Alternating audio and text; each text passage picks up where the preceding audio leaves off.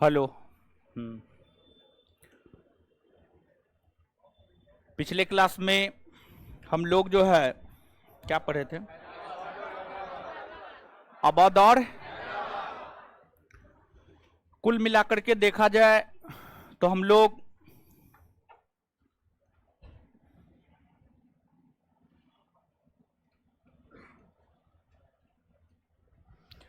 अठारहवीं सदी के भारत को पढ़ रहे हैं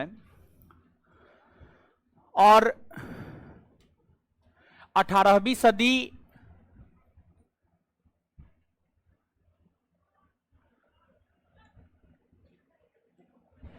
आवाज दीजिए जी, अब इतना मत दे दीजिए।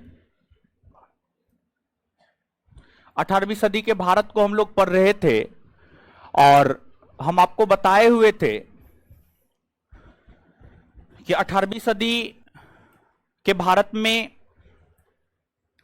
मुगल साम्राज्य का विघटन हुआ और 3 प्रकार के नए क्षेत्रीय राज्यों का उदय हुआ, जिसमें एक उत्तराधिकारी राज्य, दूसरा विद्रोही राज्य और तीसरा मुगल परिधि से बाहर के राज्य। उत्तराधिकारी राज्य के अंतर्गत बंगाल, हैदराबाद, अवध ये सब आता है। तो बंगाल को हम लोग पढ़ चुके हैं, अवध को पढ़ चुके हैं, हैदराबाद को पढ़ चुके हैं। मतलब उत्तराधिकारी राज्य हमारा समाप्त हो चुका है। इसके बाद जो है आगे विद्रोही राज्य को हमें देखना है। विद्रोही राज्य के अंतर्गत मराठा, सिख इसको देखना है और उसके बाद मुगल परिधि से बाहर के राज्य। लेकिन नोट में आप जाएंगे तो अवध और हैदराबाद के बाद जो है मैसूर आ गया है और मैसूर मुगल परिधि से बाहर के राज्य थे। तो पहले हम लोग मुगल परिधि से बाहर के राज्यों को ही देख लेते हैं, यानी मैसूर को ही देख लेते हैं। तो आज के सेशन में जो हम आपके साथ चर्चा करने जा रहे हैं वह है आपको मैसूर। आज के सेशन में मैसूर के विषय में चर्चा करने जा रहे हैं। और जो मैसूर है, मैसूर के अंतर्गत मुख्य तौर पर 2 शासकों ने शासन किया। एक हैदर अली ने शासन किया और दूसरा टीपू सुल्तान ने शासन किया। तो आज के सेशन में जो मुख्य फोकस रहेगा हम लोगों का हैदर अली और टीपू सुल्तान के ऊपर जो है मुख्य फोकस हम लोगों का रहेगा। तो हैदर अली और टीपू सुल्तान के विषय में जानते हैं और साथ ही साथ हैदर अली और टीपू सुल्तान ने अंग्रेजों के साथ युद्ध लड़े।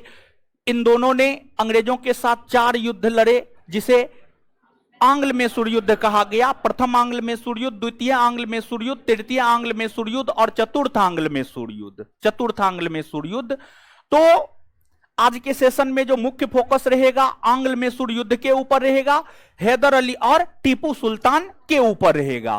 तो आज के सेशन का हमारा टॉपिक है मैसूर।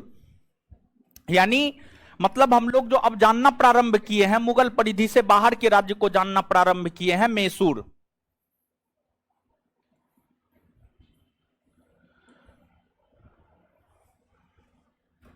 देखिए, आपको जो कर्नाटक है, ठीक है, जो कर्नाटक है, कर्नाटक को ही पहले मैसूर कहा जाता था। कर्नाटक को ही पहले मैसूर कहा जाता था।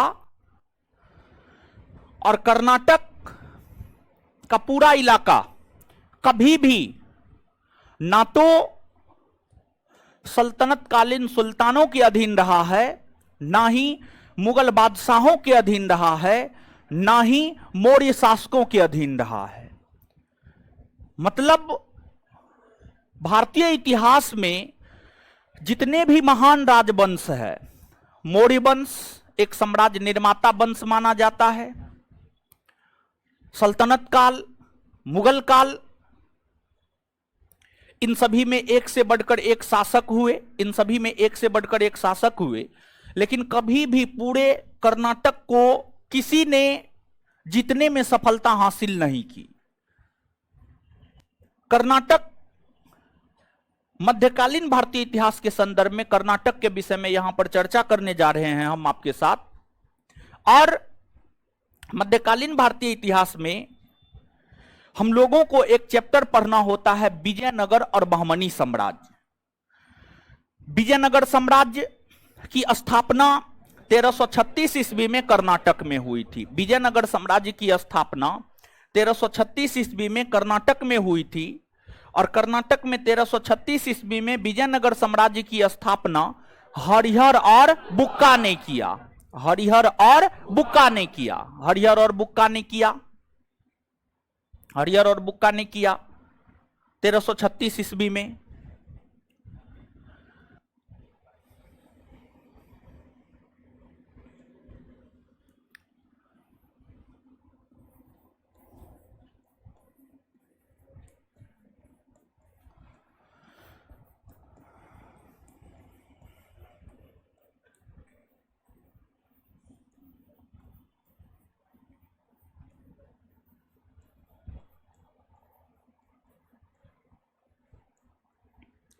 वहीं इस विजयनगर साम्राज्य का ही समकालीन राजवंश था, उसका नाम था बहमनी साम्राज्य। आप सभी लोग इस बात से अवगत होंगे कि महाराष्ट्र के क्षेत्र में बहमनी साम्राज्य की स्थापना हुई थी और महाराष्ट्र के क्षेत्र में बहमनी साम्राज्य की स्थापना 1347 ईस्वी में अलाउद्दीन हसन बहमन शाह या हसन गंगू ने किया।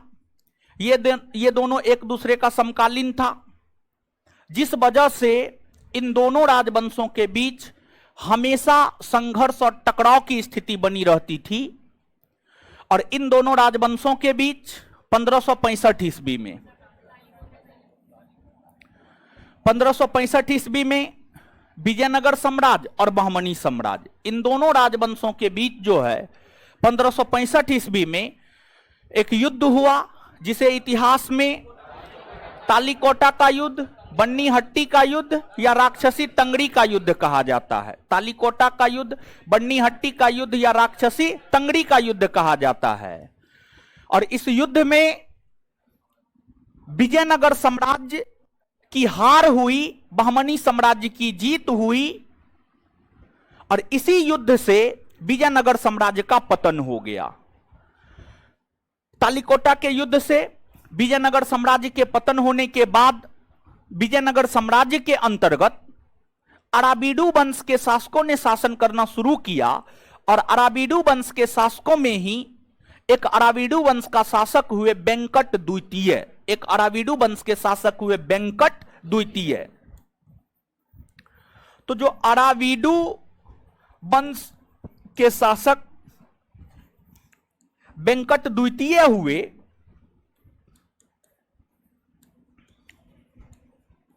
वेंकट द्वितीय हुए, अराबीडू वंश के शासक वेंकट द्वितीय ने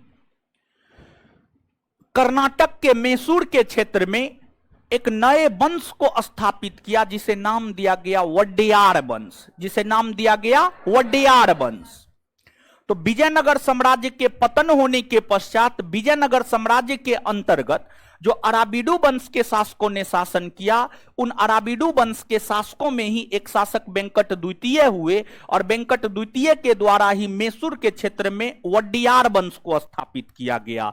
वेंकट द्वितीय के द्वारा ही मैसूर के क्षेत्र में वड्डेयार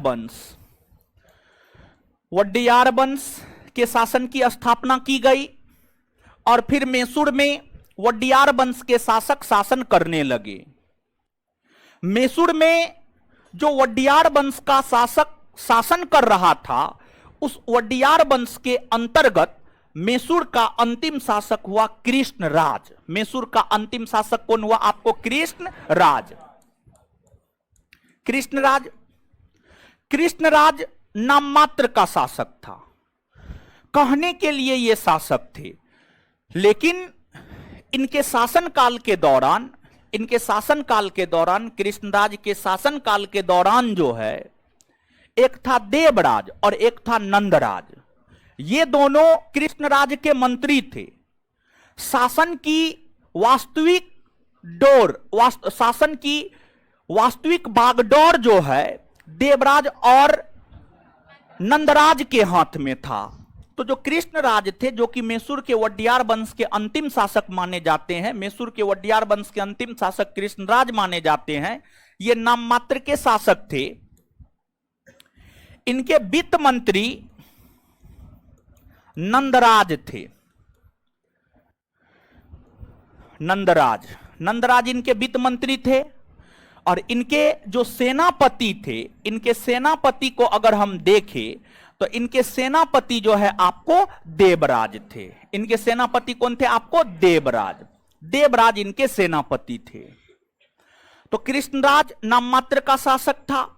कृष्णराज के समय शासन प्रशासन को देखने का काम वित्त मंत्री नंदराज और सेनापति देवराज किया करता था।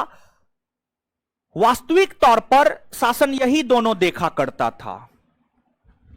और इन दोनों में जो नंदराज है, नंदराज की सेवा में एक आम सैनिक के तौर पर शामिल हैदर अली हुआ था। नंदराज की सेवा में एक आम सैनिक के तौर पर शामिल हैदर अली हुआ था। लेकिन हैदर अली अपनी योग्यता और दूरदर्शिता के बल पर, हैदर अली अपनी योग्यता और दूरदर्शिता के बल पर जो है नंदराज को वित्त मंत्री के पद से अपदस्थ कर दिया और मैसूर के शासन की वास्तविक बागडोर हैदर अली ने अपने हाथ में ले ली। और हैदर अली एक आम सैनिक के तौर पर नंदराज की सेवा में शामिल हुआ था। एक आम सैनिक, साधारण सैनिक के तौर पर जो है नंदराज की सेवा में शामिल हुआ। लेकिन अपनी योग्यता और दूरदर्शिता के बल पर जो है हैदर अली मैसूर के शासक बन बैठे। हैदर अली मैसूर के शासक बन बैठे। और देखिए, हैदर अली के प्रारंभिक जीवन के विषय में अगर हम देखें तो हैदर अली का जन्म जो है आपको 1721 ईस्वी में कोलार जिला में हुआ था। कर्नाटक में कोलार जिला पड़ता है। 1721 ईस्वी में हैदर अली का जन्म कोलार जिला में हुआ था। हैदर अली के पिता फतेह मोहम्मद थे। फतेह मोहम्मद इनके पिता थे।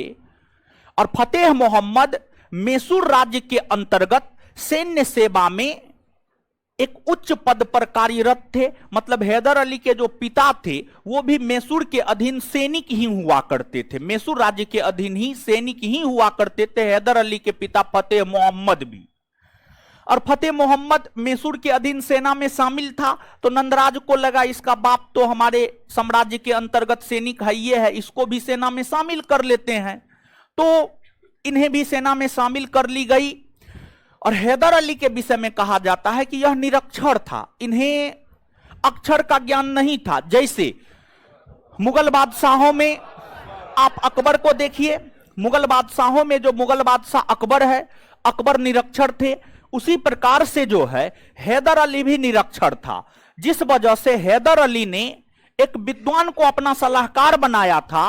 और हैदर अली ने जिस विद्वान को अपना सलाहकार बनाया था उसका नाम था खांडेराव। उसका नाम था खांडेराव, समझ गए? तो हैदर अली का जो सलाहकार था वह आपको खांडेराव था। खांडेराव हैदर अली का सलाहकार था। और जैसे चंद्रगुप्त मौर्य के सलाहकार चाणक्य हुए, हरिहर बुक्का के सलाहकार संत विद्यारण्य हुए, उसी प्रकार से जो है हैदर अली के सलाहकार खांडेराव हुए। और खांडेराव के दिशा निर्देश के अनुसार हैदर अली काम करते रहे। और हैदर अली मैसूर के शासक बन बैठे। हैदर अली मैसूर के शासक बन बैठे, मैसूर के राजा बन बैठे। और ध्यान रहे कि मैसूर के शासक और अंग्रेजों के बीच जो युद्ध हुआ है ना, मैसूर के शासक और अंग्रेजों के बीच जो युद्ध हुआ है, उस युद्ध को ही इतिहास में आंग्ल मैसूर युद्ध कहा जाता है।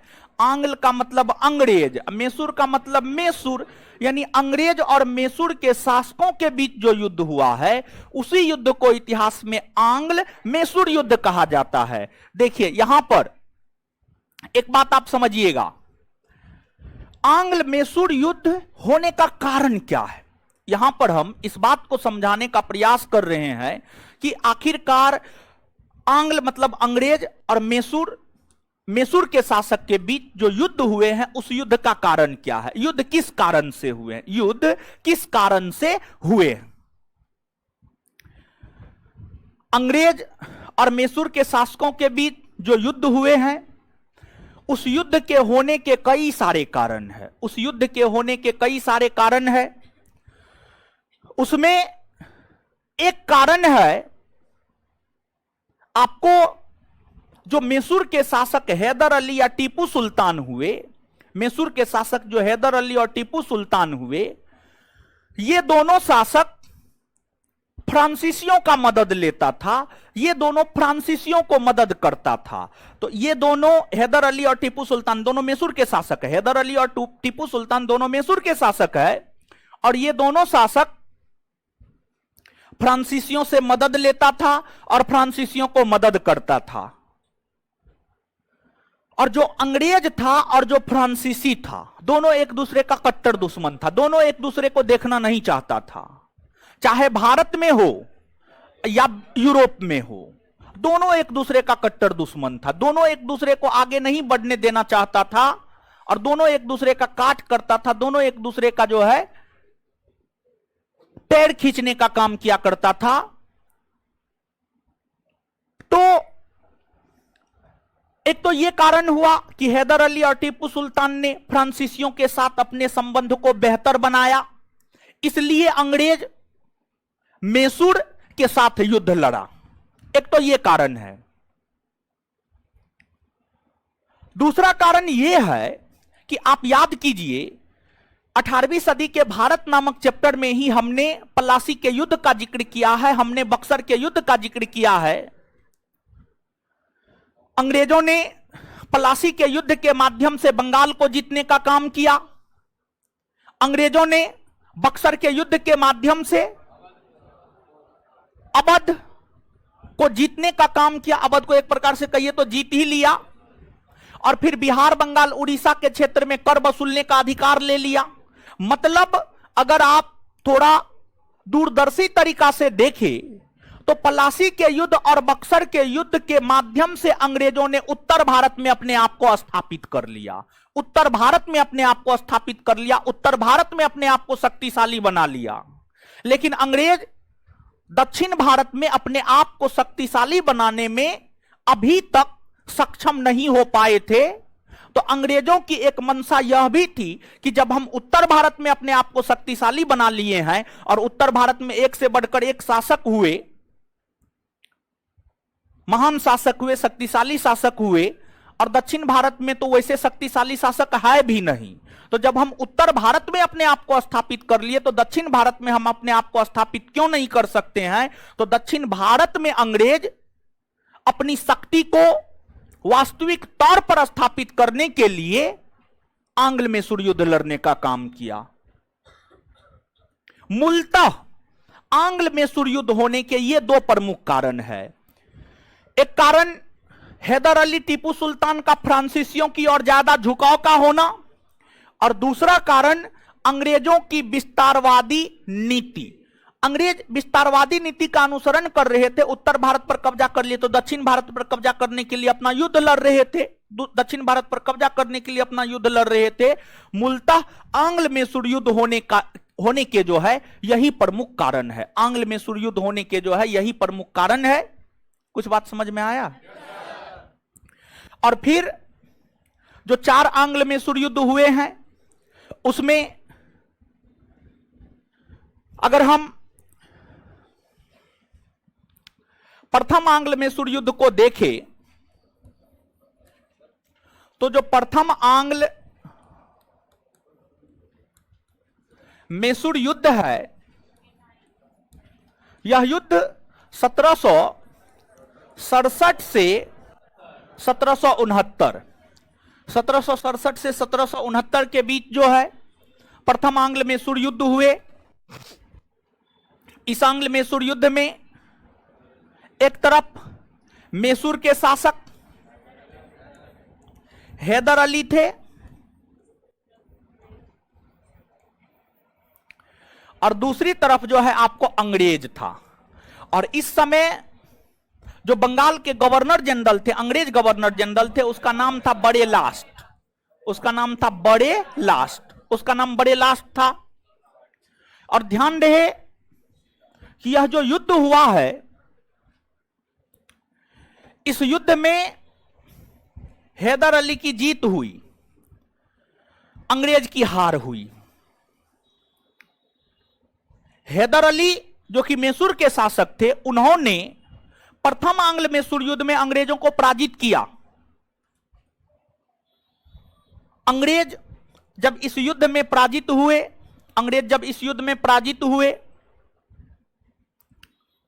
तो अंग्रेजों ने हैदर अली के समक्ष आत्मसमर्पण किया और फिर हैदर अली प्रथम भारतीय शासक बन बैठा जिसने अंग्रेजों को पराजित किया।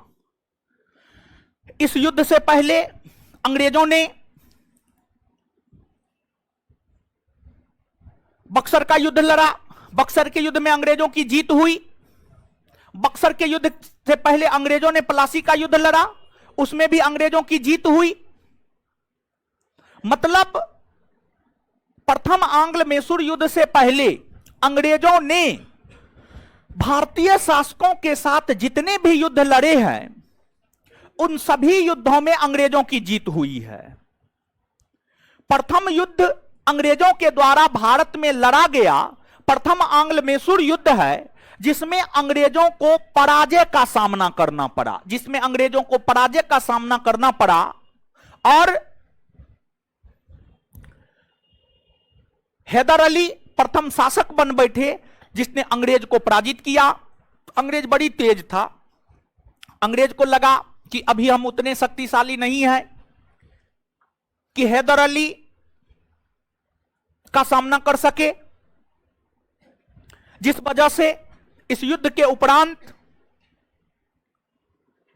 अंग्रेजों ने हैदर अली के साथ समझौता किया। और इस युद्ध के उपरांत अंग्रेजों ने हैदर अली के साथ जो समझौता किया है, उस समझौता को मद्रास की संधि कही जाती है। मद्रास की संधि 1769 ईस्वी में मद्रास की संधि हुई, और मद्रास की संधि के तहत ही इस युद्ध की समाप्ति हुई है। और जो मद्रास का संधि था, मद्रास के संधि में कई सारी घोषणाएं की गई। उन घोषणाओं में एक प्रमुख घोषणा मद्रास की संधि में यह किया गया कि अगर मैसूर पर कोई भी आक्रमण करता है, तो अंग्रेज उसकी मदद करेगा, और अंग्रेज पर कोई भी आक्रमण करता है तो मैसूर उसकी मदद करेगा।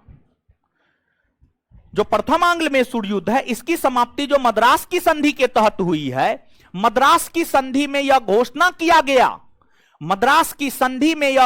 किया गया कि अगर मैसूर पर कोई भी आक्रमण करता है, मराठा या हैदराबाद का निजाम आक्रमण करता है, तो मैसूर की सहायता अंग्रेज करेगा, और अंग्रेज पर कोई आक्रमण करता है तो उसकी सहायता मैसूर करेगा। मद्रास के संधि में यह प्रावधान किया गया। लेकिन बाद के वर्षों में जाकर मैसूर पर मराठों ने आक्रमण किया। और जब मैसूर पर मराठों ने आक्रमण किया, तो अंग्रेजों ने मैसूर का मदद नहीं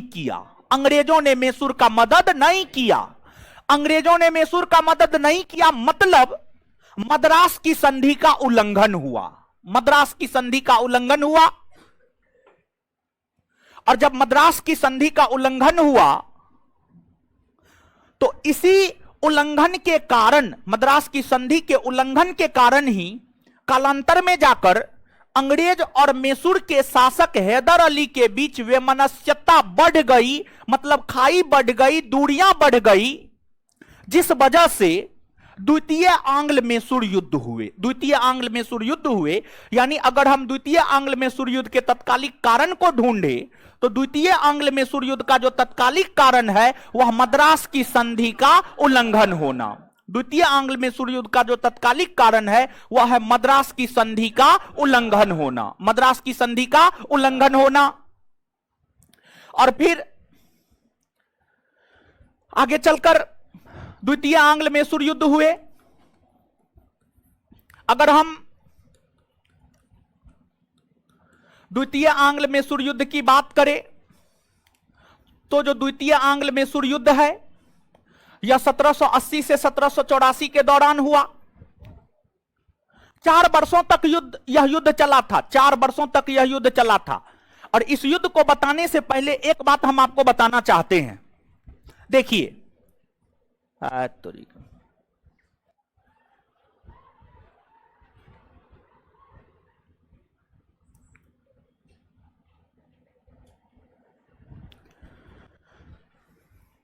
आपको हैदराबाद, मैसूर, मराठा, इसको थोड़ा स्पष्ट करना चाहते हैं, क्योंकि आगे आपको नजर आएगा कभी हैदराबाद के निजाम और मराठा मैसूर के साथ खड़ा है तो कभी अंग्रेज के साथ खड़ा है।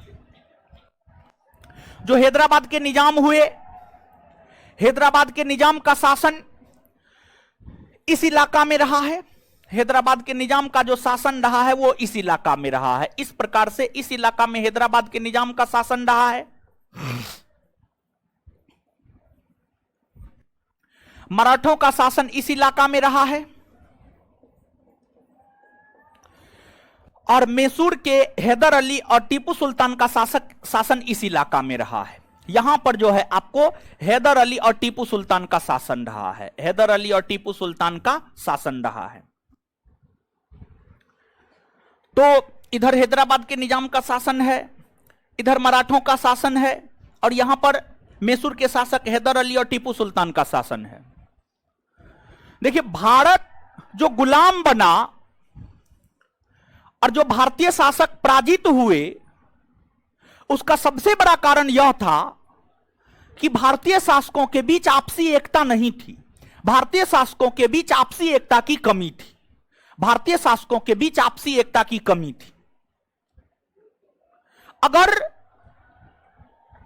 मराठा, हैदराबाद का निजाम और मैसूर के शासक हैदर अली, टीपू सुल्तान सब एक हो जाते तो अंग्रेजों का औकात था दक्षिण भारत में कब्जा कर ले, कभी औकात नहीं था। लेकिन अंग्रेज फूट डालो राज करो की नीति अपनाता था। फूट डालो राज करो की नीति अपनाता था। अंग्रेज मराठों को हैदराबाद के निजाम के खिलाफ उकसाता था, हैदराबाद के निजाम को मैसूर के खिलाफ उकसाता था और मैसूर के शासक को मराठों के खिलाफ उकसाता था। तो जो अंग्रेज था वो भारतीय शासकों को एक दूसरे के खिलाफ उकसाने का काम किया करता था। जो अंग्रेज था वह भारतीय शासकों को एक दूसरे के साथ जो है उकसाने का काम किया करता था। भारतीय शासकों को एक दूसरे के विरोध में जाकर उकसाने का काम किया करता था। और भारतीय शासक इस बात को समझ नहीं पाते थे और साथ ही साथ अंग्रेज जो है मराठों को कहता था हम आपको भी मदद करेंगे। अब मैसूर के शासक को कहता था आपको भी मदद करेंगे, हैदराबाद के निजाम को कहता था आपको भी मदद करेंगे। लेकिन जरूरत पड़ने पर अंग्रेज किसी का मदद नहीं करता था। जरूरत पड़ने पर अंग्रेज किसी का मदद नहीं करता था और उस स्थिति में मदद करता था जब अंग्रेज को लगता था कि इसको मदद करने से हमें व्यापारिक मुनाफा प्राप्त होगा, तब मदद करता था। अदरवाइज जो है आपको मदद नहीं किया करता था। तो यहां पर आगे हम आपके साथ द्वितीय आंग्ल मैसूर युद्ध और तृतीय आंग्ल मैसूर युद्ध की चर्चा करेंगे। द्वितीय आंग्ल मैसूर युद्ध 1780 से 1784 और तृतीय आंग्ल मैसूर युद्ध 1790 से 1792। और ध्यान में नोट में जो है द्वितीय आंग्ल मैसूर युद्ध में 67 से 69 ही दे दिया है, तो उसको जो है आप सही कर लीजिएगा। आज के टॉपिक में यही तो सिर्फ एक एरर रह गया है। तो द्वितीय आंग्ल मैसूर युद्ध 1780 से 1784, जहां पर आंग्ल मैसूर युद्ध का चर्चा है वहां पर द्वितीय आंग्ल मैसूर युद्ध में कॉस्ट में 1767 से 69 है, उसको काट करके 1780 से 1784 कर लीजिए। उसको काट करके 1780 से 1784 कर लीजिए। कर लिए होंगे, इतना तो कॉमन सेंस है ही, समझ गए। और आगे जहां पर आंग्ल मैसूर युद्ध की चर्चा है वहां पर लिखा हुआ है 1780 से 1784। तो ये सब हमारा मिस्टेक नहीं, ये सब टाइपिंग मिस्टेक है, समझ गए। और आज के सेशन में जो मैसूर पढ़ा रहे हैं, मैसूर में यही तो टाइपिंग मिस्टेक है, बाद बाकी नहीं है। जहां पर भी जो एरर रहता है हम आपको सुधार करवा देते हैं, समझ गए क्लास में। तो अब देखिएगा यहां पर जो द्वितीय आंग्ल मैसूर युद्ध है, अगर आप द्वितीय आंग्ल मैसूर युद्ध को पढ़ेंगे तो आपको देखने को मिलेगा कि द्वितीय आंग्ल मैसूर युद्ध के दौरान मैसूर के शासक का साथ मराठा पेशवा और हैदराबाद के निजाम दे रहे थे। हैदराबाद के निजाम दे रहे थे। द्वितीय आंग्ल मैसूर युद्ध के दौरान मराठा पेशवा और हैदराबाद के निजाम मैसूर के शासक हैदर अली का साथ दे रहा था। लेकिन वहीं जब आगे चल करके आप तृतीय आंग्ल मैसूर युद्ध में जाएंगे तो तृतीय आंग्ल मैसूर युद्ध के दौरान हैदराबाद के निजाम और मराठा पेशवा ये दोनों अंग्रेजों का साथ दे रहा था। ये दोनों अंग्रेजों का साथ दे रहा था। तो आप इस बात को काफी स्पष्टता पूर्वक क्लियर कट वे में याद रखिएगा कि कौन युद्ध के दौरान हैदराबाद के निजाम मराठा पेशवा मैसूर के शासक के साथ था और कौन युद्ध के दौरान मैसूर के शासक के विरोध में था। तो द्वितीय आंग्ल मैसूर युद्ध के दौरान हैदराबाद के निजाम और मराठा पेशवा मैसूर के शासक के साथ खड़ा था। तो वही तृतीय आंग्ल मैसूर युद्ध के दौरान हैदराबाद के निजाम और मराठा पेशवा अंग्रेजों के साथ खड़ा था। अंग्रेजों के साथ खड़ा था। इस बात को काफी स्पष्टता पूर्वक आप याद रखिएगा। आज तक कभी पूछा नहीं है, लेकिन जो क्वेश्चन का लेवल बीपीएससी का देखने को मिला है, मतलब थोड़ा सा गहराई में जाकर के क्वेश्चन को निकाल करके पूछा है, उस आधार पर जो है ये सब बात आप एकदम ध्यान से याद रखिएगा। ठीक है। तो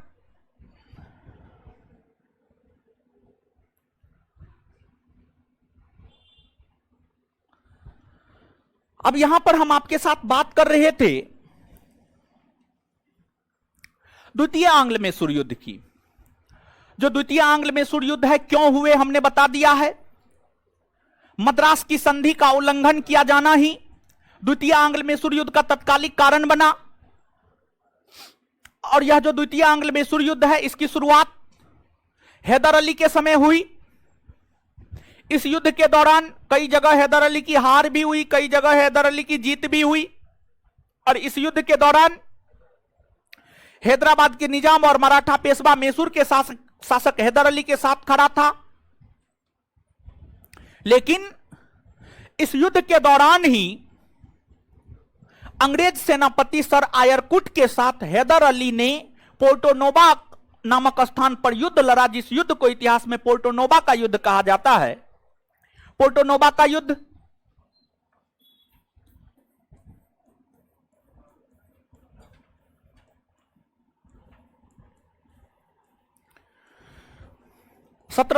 ईस्वी में पोर्टोनोवा का युद्ध हुआ।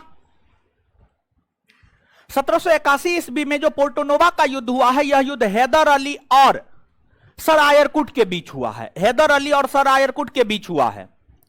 इस युद्ध में हैदर अली बुरी तरह घायल हुआ, उनकी पराजय हुई। और फिर इस युद्ध में घायल होने के बाद, पराजित होने के बाद, घायल होने के बाद बीमार हुआ, पराजित होने के बाद आत्मविश्वास कम हो गया। तो आत्मविश्वास की कमी और बीमार पड़ने के कारण द्वितीय आंग्ल मैसूर युद्ध के क्रम में ही हैदर अली का देहावसान हो गया। हैदर अली के देहावसान होने के बाद हैदर अली का उत्तराधिकारी और मैसूर का अगला शासक टीपू सुल्तान बना। हैदर अली का उत्तराधिकारी और मैसूर का अगला शासक टीपू सुल्तान बना, जो कि हैदर अली का पुत्र था, जो कि हैदर अली का पुत्र था। इस प्रकार टीपू सुल्तान जब शासक बना, टीपू सुल्तान बड़ी साहसी व्यक्तित्व के थे। और टीपू सुल्तान ने अंग्रेजों के सामने आत्मसमर्पण नहीं किया, बल्कि टीपू सुल्तान ने इस युद्ध को जारी रखा। और यह युद्ध लगातार जारी रहे। और इस युद्ध के माध्यम से टीपू सुल्तान ने अंग्रेजों को कड़ी टक्कर दी। अंग्रेजों को कड़ी टक्कर दी। और द्वितीय आंग्ल मैसूर युद्ध में ना किसी की जीत हुई, ना किसी की हार हुई। यह युद्ध बराबरी पर समाप्त हुआ। यह युद्ध बराबरी पर समाप्त हुआ। और अंततः इस युद्ध की समाप्ति मंगलौर के संधि के तहत हुई। अंततः इस युद्ध की समाप्ति जो है आपको 1784 ईस्वी में हुए मंगलौर की संधि के तहत हुई। मंगलौर की संधि जो कि 1784 ईस्वी में हुआ था। इस मंगलौर की संधि के तहत द्वितीय आंग्ल मैसूर युद्ध की समाप्ति हुई। और फिर टीपू सुल्तान अपना शासन प्रशासन करने लगे। अब यहां पर टीपू सुल्तान के पर्सनल लाइफ को थोड़ा बहुत हम लोग जानने का प्रयास करते हैं। टीपू सुल्तान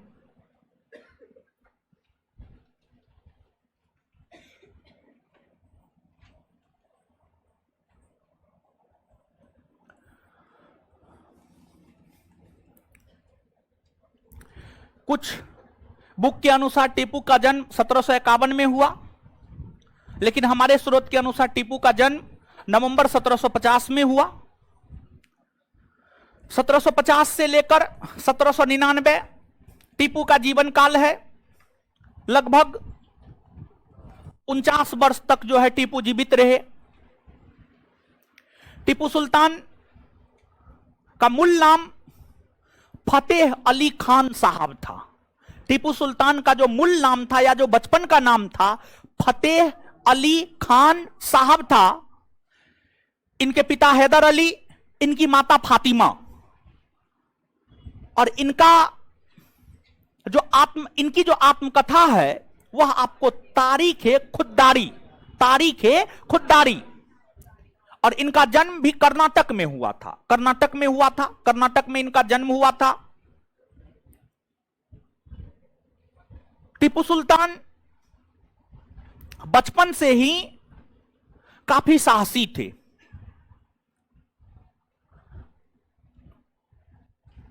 इनका एक प्रसिद्ध कथन है, ये कहा करते थे, भेड़ की तरह लंबी जिंदगी जीने से बेहतर है एक दिन ही जिए मगर शेर की तरह जिए।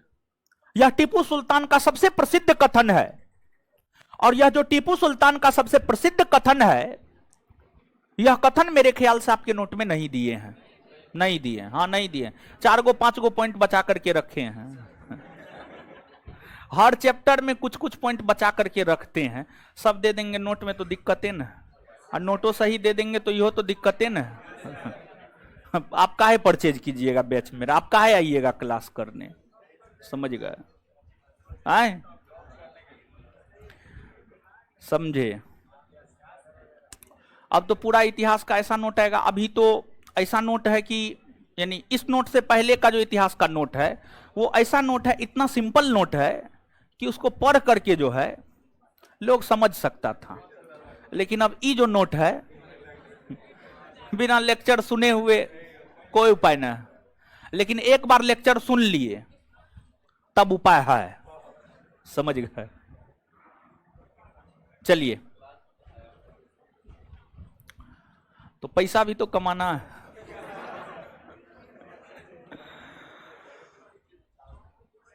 टीपू अपने पिता की भांति निरक्षर नहीं था।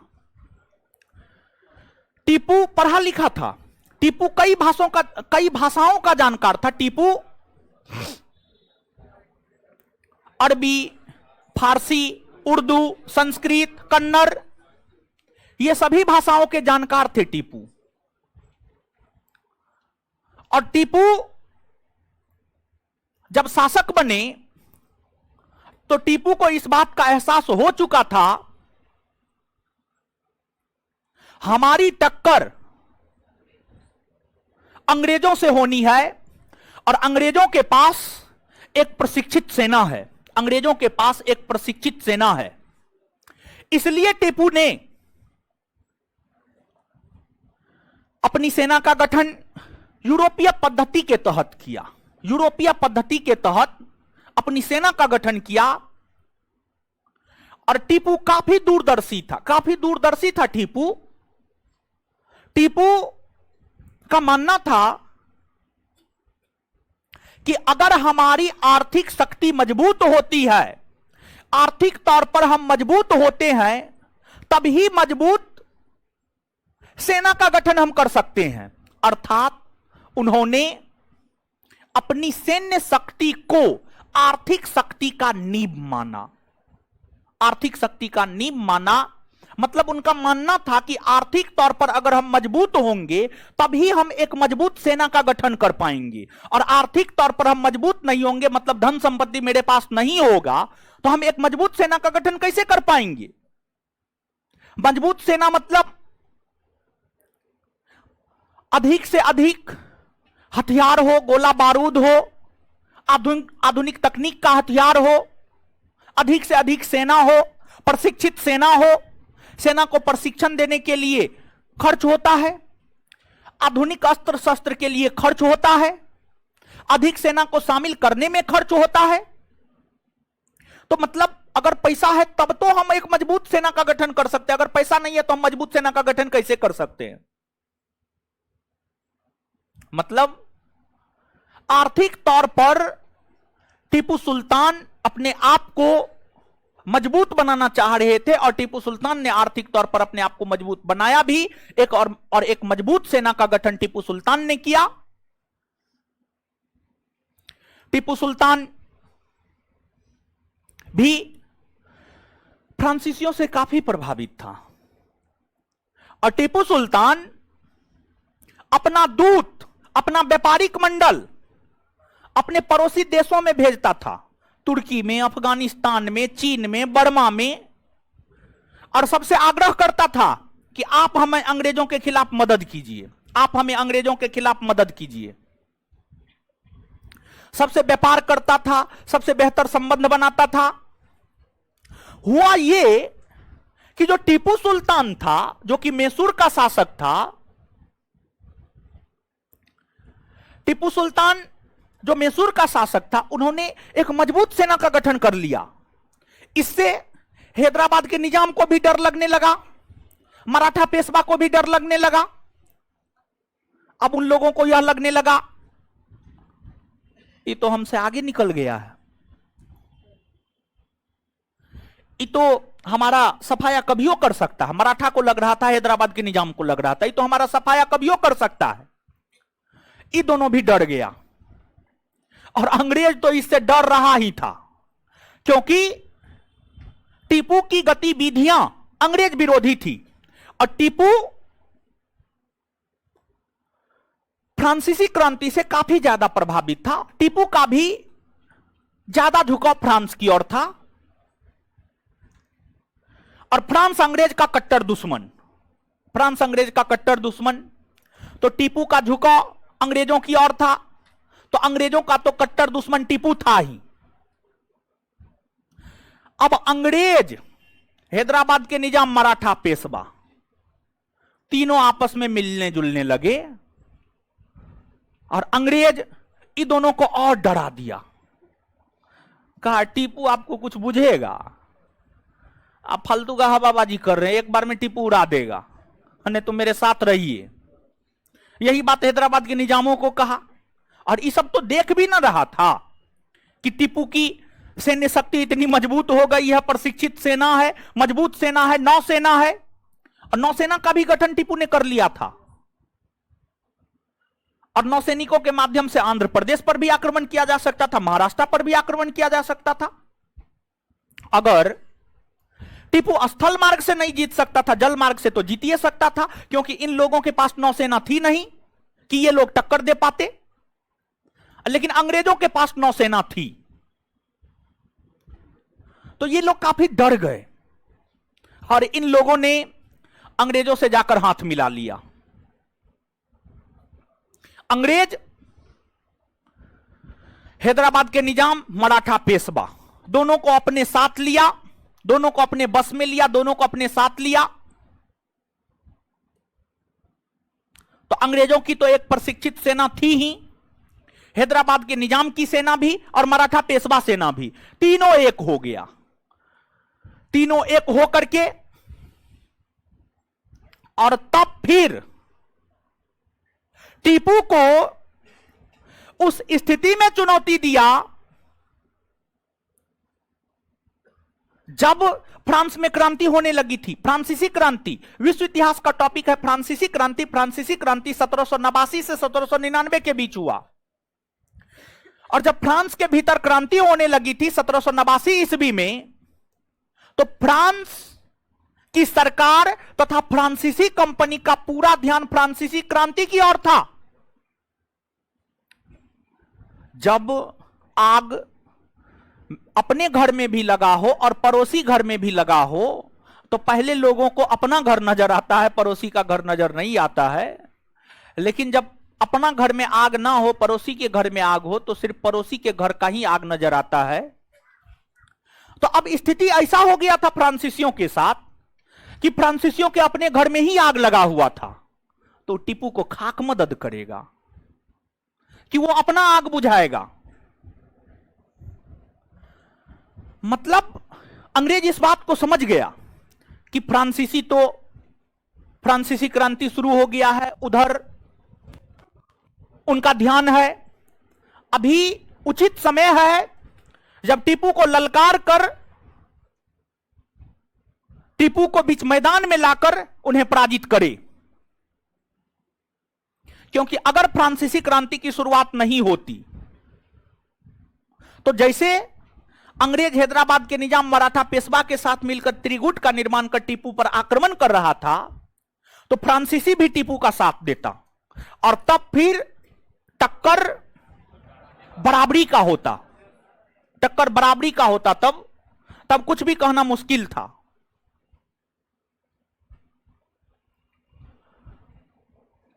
तो टीपू सुल्तान की कमजोर स्थिति का फायदा अंग्रेजों ने उठाया और टीपू के राज पर आक्रमण किया। टीपू के राज पर 1790 में आक्रमण हुए। फिर जो युद्ध प्रारंभ हुआ, उस युद्ध को ही इतिहास में तृतीय आंग्ल मैसूर युद्ध कहा जाता है। उस युद्ध को ही इतिहास में तृतीय आंग्ल मैसूर युद्ध।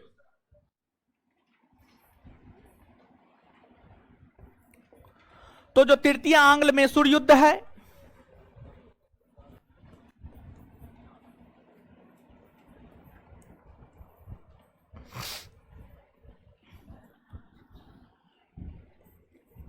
यह 1790 से 1792 के दौरान एक तरफ मैसूर के शासक टीपू सुल्तान थे, तो दूसरी तरफ अंग्रेज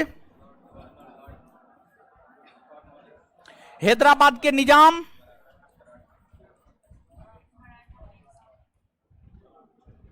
और मराठा पेशवा। अब आप स्वयं सोचिए कि एक तरफ टीपू अकेले और एक तरफ अंग्रेज हैदराबाद का निजाम मराठा पेशवा, और बाद में जाकर ट्रावनकोर के राजा भी शामिल हो गए थे इन लोगों के साथ। तो स्वाभाविक सी बात है, कितनों बड़ी सेना है टीपू की, कितनों प्रशिक्षित सेना है, यहां पर प्रशिक्षित गैर प्रशिक्षित संख्या में ज्यादा अंग्रेजों की सेना का जो दल बल था और जो इनका पल्ला था वो भारी हो गया। टीपू सुल्तान इस युद्ध में बुरी तरह पीट गया। बुरी तरह पीट गया मतलब बुरी तरह पराजित हो गया। बुरी तरह पराजित हो गया टीपू सुल्तान तृतीय आंग्ल मैसूर युद्ध में। लेकिन फिर भी टीपू सुल्तान अंग्रेजों के सामने आत्मसमर्पण नहीं किया, बल्कि टीपू सुल्तान एक मेज पर बैठकर, एक टेबल पर बैठकर अंग्रेजों के साथ समझौता किया। एक टेबल पर बैठकर अंग्रेजों के साथ समझौता किए और फिर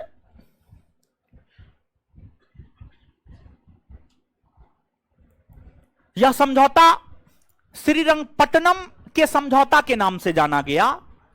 और ध्यान दीजिएगा आप यहां पर, जो टीपू सुल्तान थे, टीपू सुल्तान की राजधानी श्रीरंगपट्टनम थी। टीपू सुल्तान की राजधानी कहां थी? श्रीरंगपट्टनम थी। और तृतीय आंग्ल मैसूर युद्ध में जब टीपू पराजित हुआ तो अपनी राजधानी श्रीरंगपट्टनम में समझौता किया, जिस वजह से उस समझौता को नाम दिया गया श्रीरंगपट्टनम का समझौता या श्रीरंगपट्टनम की संधि।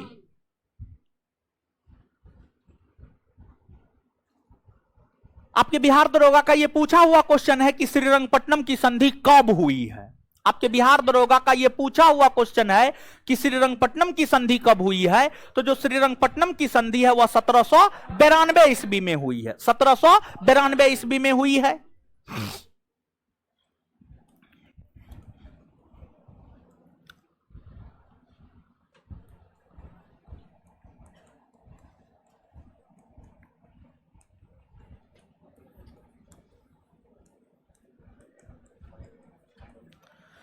1792 ईस्वी में हुई है।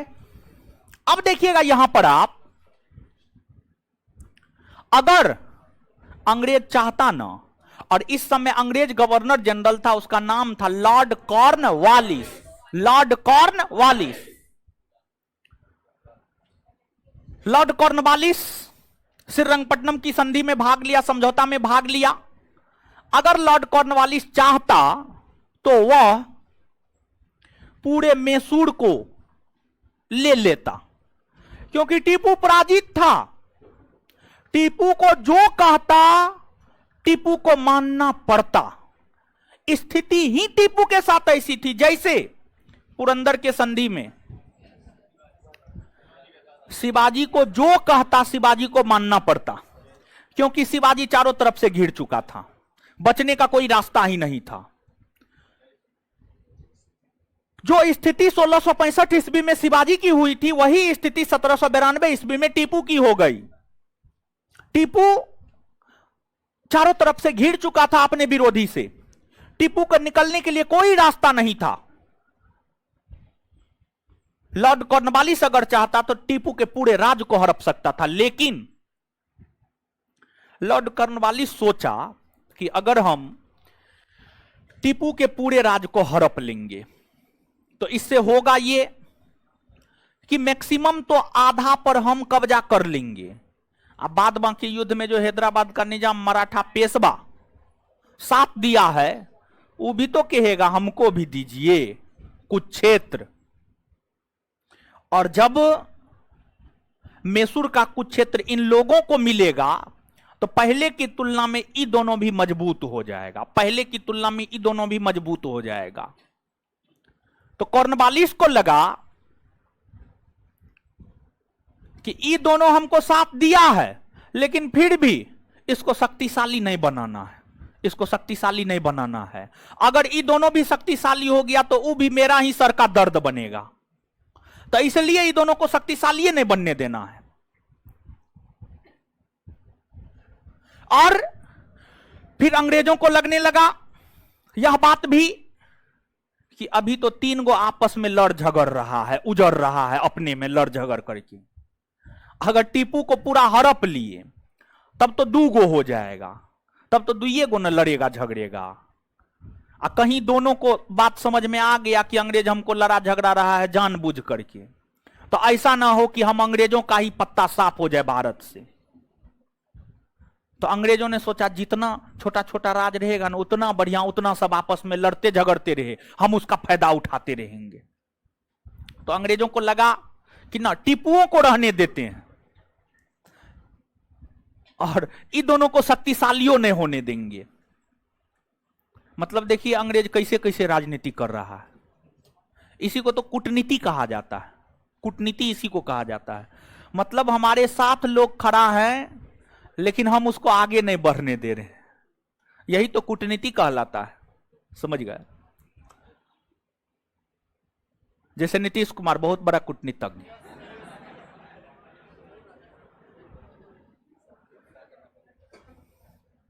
श्रीरंगपट्टनम की संधि कॉर्नवालिस ने किया। कॉर्नवालिस ने टीपू को कहा हम आपका पूरा राज नहीं लेंगे, आधा राज हम आपका ले लेते हैं, आधा आपको लौटा देते हैं, आधा राज आपका रहा। लेकिन जो युद्ध हुआ है उसमें खर्चा हुआ है, युद्ध क्षतिपूर्ति के रूप में 3 करोड़ रुपया आपको देना होगा, और जब तक आप रुपया नहीं दीजिएगा तब तक हम आपके संतान को बंदी बनाकर रखेंगे। टीपू कहा अभी तो मेरा खजाना खाली, अभी हम कहां से देंगे, ले जाइए संतान को बंदी बना करके रखिए। तो इस संधि के तहत टीपू का 50% राज्य अंग्रेजों ने हड़प लिया। टीपू का 50% राज्य अंग्रेजों ने हड़प लिया और उन 50% क्षेत्रों पर अधिकतर क्षेत्र अंग्रेज अपने अधीन कर लिया, थोड़ा थोड़ा जो है चखा दिया। हैदराबाद और मराठा का अभी 50% न लिए हैं, लेने दीजिए 100%, फिर आपको भी देंगे। तो हैदराबाद और मराठा को भी लगा हाँ बात तो सही है, अभी तो आधे लिया है तो आधा तो हम ही लोग लेंगे। तो इस प्रकार वो लोग भी मान गए। और जब संधि संपन्न हो गया तो कॉर्नवालिस कहे हमने अपने मित्र को शक्तिशाली बनाए बगैर अपने शत्रु को पंगु बना दिया। यहां पर मित्र शब्द का प्रयोग हैदराबाद और मराठा के लिए, यानी कहा कि हमने अपने मित्र को शक्तिशाली बनाए बगैर, यानी हम सब चीज कर भी लिए, युद्ध भी जीत लिए दोनों के मदद से, और दोनों को कुछ देबो नहीं किए, दोनों को जो है ललचा करके रखे, आगे का जो है सपना दिखा करके रखे कि आगे हम तो आपका फलना कर देंगे, चिल्ला कर देंगे, ढेकना कर देंगे। तो वो दोनों भी सपना में जीने लगा कि हाँ आगे तो देबे करेगा हमको अंग्रेज, टीपू का राज। तो सपना भी वैसा ही रखना चाहिए जो पूरा हो सके। अब अभी आप करते हैं दरोगा की तैयारी, कहिएगा आईएएस बन जाए, तो पॉसिबल थोड़े है ना, एकदम नहीं, समझ गए।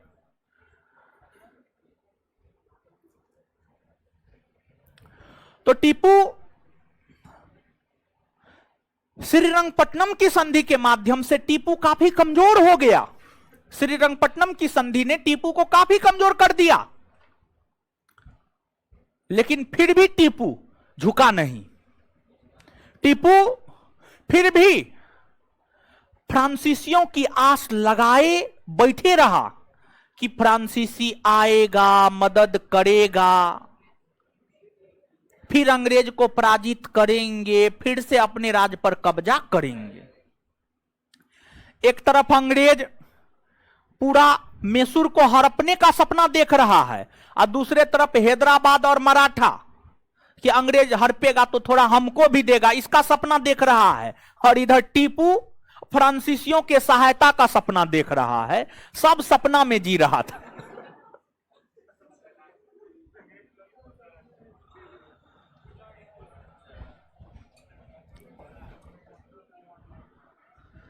तो यहां पर एक स्टेटमेंट का मीनिंग हम आपको समझा रहे थे कि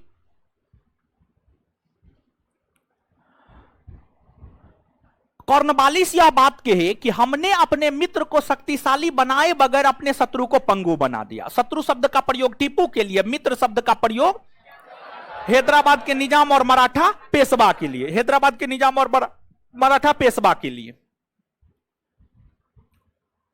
मतलब वो दोनों को कुछ नहीं ही दिया, और इधर टीपू का सब चीज छीन लिया। टीपू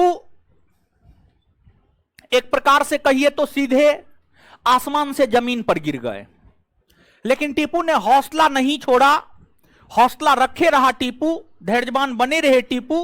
और टीपू फिर से अपनी सेना को सुसंगठित करना शुरू कर दिया। टीपू ने बादशाह की उपाधि धारण की, टीपू ने नया कैलेंडर जारी किया, टीपू ने माप तौल के लिए नया इकाई जारी किया, नया सिक्का जारी किया। टीपू सुल्तान मुस्लिम शासक था, लेकिन उन्होंने कई सारे हिंदू मंदिरों को बहुत अधिक दान देने का काम किया। कर्नाटक के श्रृंगेरी मठ को दान में देने का काम किया था, कुछ धन संपत्ति। फिर टीपू सुल्तान अपनी राजधानी श्रीरंगपट्टनम में स्वतंत्रता का वृक्ष लगवाया। यानी टीपू जो था स्वतंत्रता के प्रबल समर्थक थे, लोगों के आजादी के प्रबल समर्थक थे, लोगों के आजादी के प्रबल समर्थक थे टीपू। और अगर टीपू में वो काबिलियत थी कि अगर हैदराबाद का निजाम और मराठा पेशवा टीपू का साथ देता तो फिर टीपू अंग्रेजों को भारत से बाहर कर सकता था, इतनी ताकत टीपू में थी। लेकिन हैदराबाद के निजाम और मराठा पेशवा को टीपू अपने में मिला नहीं सके, यह टीपू की कमजोरी साबित हुई। अगर टीपू हैदराबाद के निजाम और मराठा पेशवा दोनों को अपने में मिलाकर रखते तो फिर टीपू की जो स्थिति तृतीय आंग्ल मैसूर युद्ध के दौरान हुई थी वो स्थिति नहीं होता। टीपू स्वाभिमानी था, टीपू किसी के मदद की आशा सामान्य तौर पर नहीं करता था, भले फ्रांसीसियों के मदद की आशा करता था, लेकिन जनरली वो किसी के मदद की आशा नहीं करता था। एकला चलोड़े के मार्ग पर टीपू चलना पसंद करते थे, मतलब अकेले चलोड़े के मार्ग पर टीपू चलना पसंद करते थे। टीपू फ्रांसीसी क्रांति के दौरान स्थापित जैकोबिन क्लब, फ्रांसीसी क्रांति के दौरान फ्रांस के भीतर जैकोबिन क्लब बना था, जो स्वतंत्रता का प्रबल समर्थक था, स्वतंत्रता समानता बंधुत्व का प्रबल समर्थक था। उस जैकोबिन क्लब का सदस्य टीपू बने।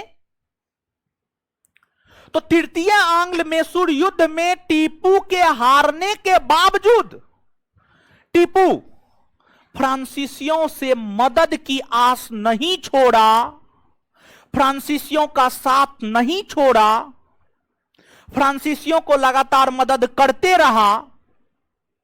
अंग्रेजों को लगा कि इसका कुछ तो करना होगा, ऐसे नहीं तो यह फिर से शक्तिशाली हो जाएगा।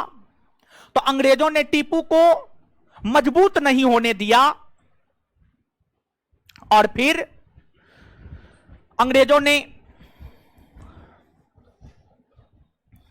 टीपू के राज पर यानी मैसूर पर 1799 ईस्वी में आक्रमण किया और फिर टीपू और अंग्रेजों के बीच युद्ध हुआ, जिस युद्ध को इतिहास में चतुर्थ आंग्ल मैसूर युद्ध कहा जाता है। अगर हम बात करें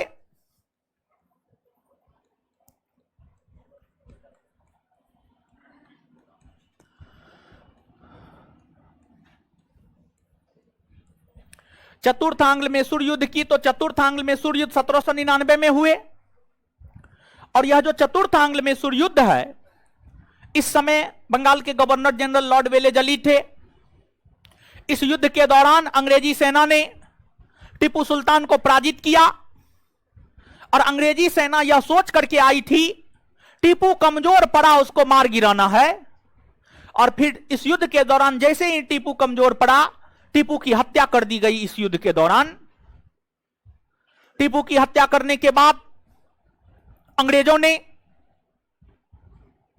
मैसूर के गद्दी पर वडियार वंश के अल्पवयस्क शासक कृष्णराज द्वितीय को गद्दी पर बैठाया। कृष्णराज द्वितीय को गद्दी पर बैठाया और 1799 ईस्वी में कृष्णराज द्वितीय से सहायक संधि पर हस्ताक्षर करवा लिया और फिर मैसूर सदा के लिए ब्रिटिश साम्राज्य में शामिल हो गया और आजादी तक मैसूर ब्रिटिश साम्राज्य का अंग बना रहा। आजादी के बाद अंग्रेज चले गए, पूरा भारत स्वतंत्र हुआ, मैसूर भी स्वतंत्र हो गया। क्लियर है? अब आपको क्या करना है, तो सबसे पहले 3, 4, 5 लाइन लिखना है। दीजिए, तो इसमें लिखिएगा, इसमें लिखिएगा, कॉपी में दीजिए। है 3 चैप्टर में इतना मोटा हो गया है।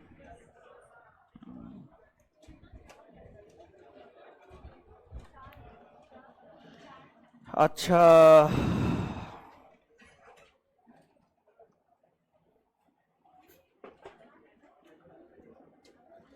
लिखिएगा एक पॉइंट,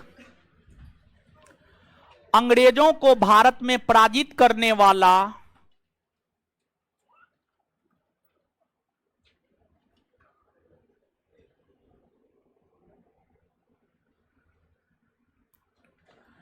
अंग्रेजों को भारत में पराजित करने वाला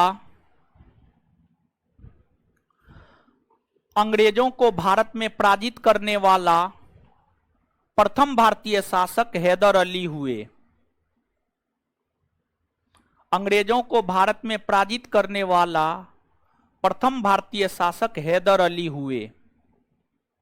प्रथम भारतीय शासक हैदर अली हुए।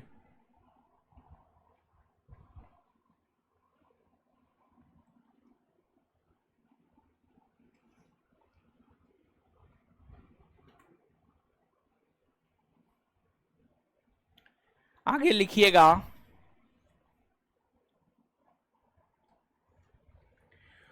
द्वितीय आंग्ल मैसूर युद्ध के दौरान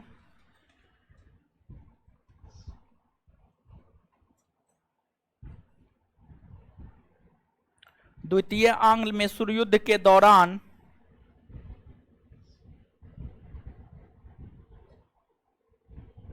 हैदराबाद के निजाम और मराठा पेशवा ने हैदराबाद के निजाम और मराठा पेशवा ने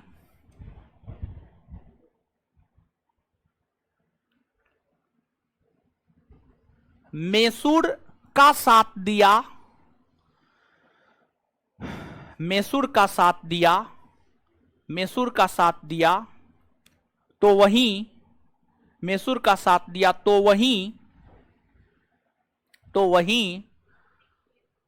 तृतीय आंग्ल मैसूर युद्ध के दौरान तो वहीं तृतीय आंग्ल मैसूर युद्ध के दौरान तो वहीं तृतीय आंग्ल मैसूर युद्ध के दौरान हैदराबाद के निजाम और मराठा पेशवा ने हैदराबाद के निजाम और मराठा पेशवा ने अंग्रेजों का साथ दिया। हैदराबाद के निजाम और मराठा पेशवा ने अंग्रेजों का साथ दिया।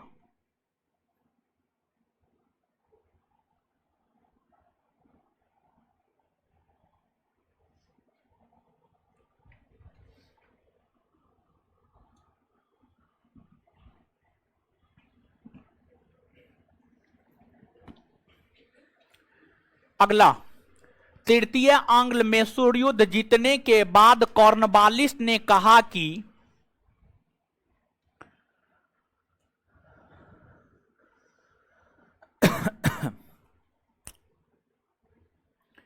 तृतीय आंग्ल मैसूर युद्ध जीतने के बाद कॉर्नवालिस ने कहा कि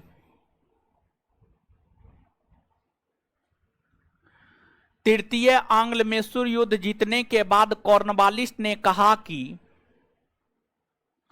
के बाद डैश डैश के बाद इन्वर्टेड कॉमा, मैंने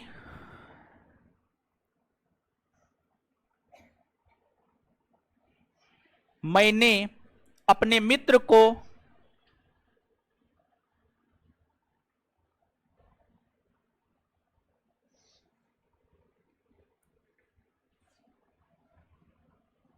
शक्तिशाली बनाए बगैर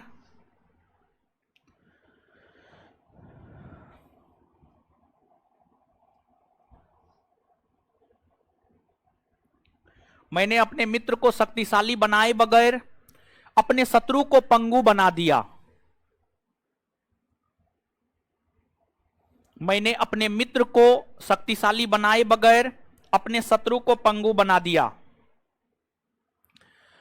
मैंने अपने मित्र को शक्तिशाली बनाए बगैर अपने शत्रु को पंगु बना दिया। अगला पॉइंट, टीपू को शेरे मैसूर कहा जाता है।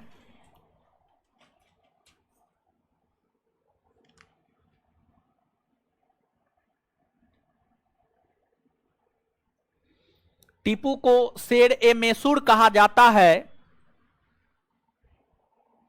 उनका मानना था कि ए बाबा क्या कर रहे हैं आप, लिख रहे हैं, खड़ा होकर लिख रहे हैं। बाबा को नहीं जानते आप लोग? तो बाबा को नहीं जानते हैं तो बड़ी अपराध करते हैं आप लोग। बाबा को जानिए, आगे नहीं आता है। आगे काहे ना आते हैं बाबा?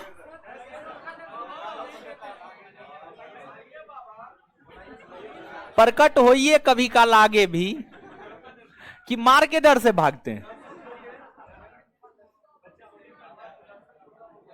बाबा का दर्शन दुर्लभ हो गया। बताइए, आगे वाला कह रहा है बाबा का दर्शन दुर्लभ हो गया। कभी आगे भी दर्शन दे दिया कीजिए।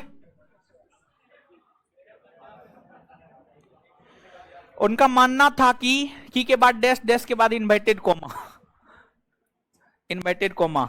बाबा लेकिन रेगुलर स्टूडेंट है, ठीक है, छोड़ता नहीं है, वो कहीं भी बैठे। भेड़ की तरह लंबी जिंदगी जीने से बेहतर है, भेड़ की तरह लंबी जिंदगी जीने से बेहतर है कि भेड़ की तरह लंबी जिंदगी जीने से बेहतर है कि एक दिन ही जिए मगर शेर की तरह जिए। एक दिन ही जिए मगर शेर की तरह जिए। भेड़ की तरह लंबी जिंदगी जीने से बेहतर है कि एक दिन ही जिए मगर शेर की तरह जिए।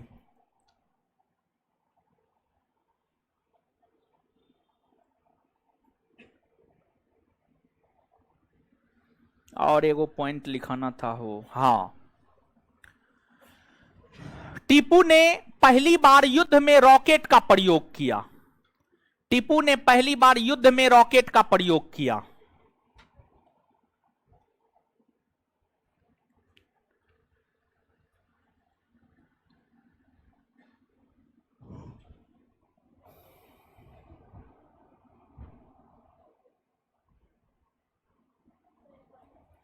टीपू ने पहली बार युद्ध में रॉकेट का प्रयोग किया।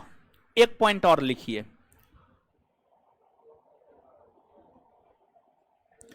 टीपू अपनी सैन्य शक्ति का नींव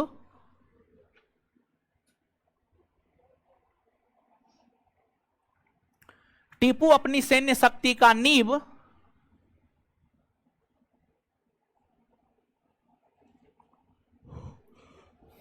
टीपू अपनी सैन्य शक्ति का नींव आर्थिक शक्ति को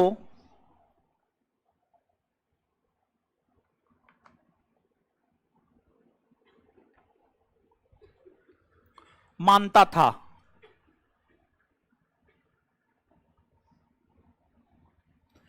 टीपू फ्रांसीसी क्रांति से काफी प्रभावित था। अगला पॉइंट टीपू फ्रांसीसी क्रांति से काफी प्रभावित था। टीपू फ्रांसीसी क्रांति से काफी प्रभावित था।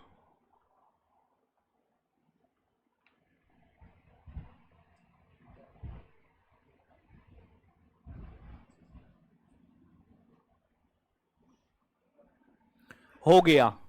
जानते हैं ये सब पॉइंट जानबूझ करके छोड़े थे कि क्लास में लिखाएंगे, और ये सब पॉइंट जो है सीधे तौर पर, ऐसे तो नोट का हर लाइन महत्वपूर्ण है, ठीक है, लेकिन ये सब पॉइंट विशेष महत्वपूर्ण है, समझे। चलिए अब क्या करना है इसका पता है। 1 मिनट में पढ़ना है जल्दी। कॉपी में जितना है, सॉरी नोट में जितना है और कॉपी में जो 4-5 पॉइंट लिखा है, जल्दी पढ़िए 2 मिनट में पढ़िए। जल्दी मुंह मत देखिए एक दूसरे का, नोट निकाल के पढ़िए, फिर याद करवाएंगे, फिर आगे बढ़ेंगे।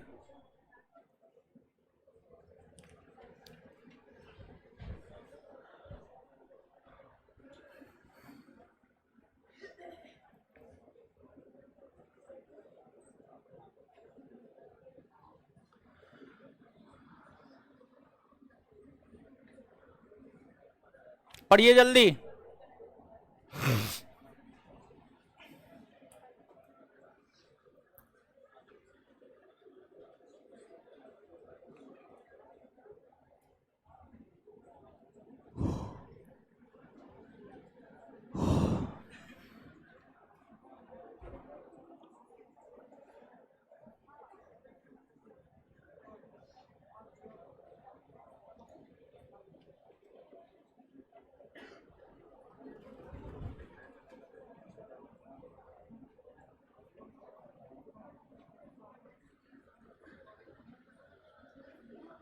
पढ़िए, दांत निकाल, मुंह तोड़ देंगे हम, पढ़िए।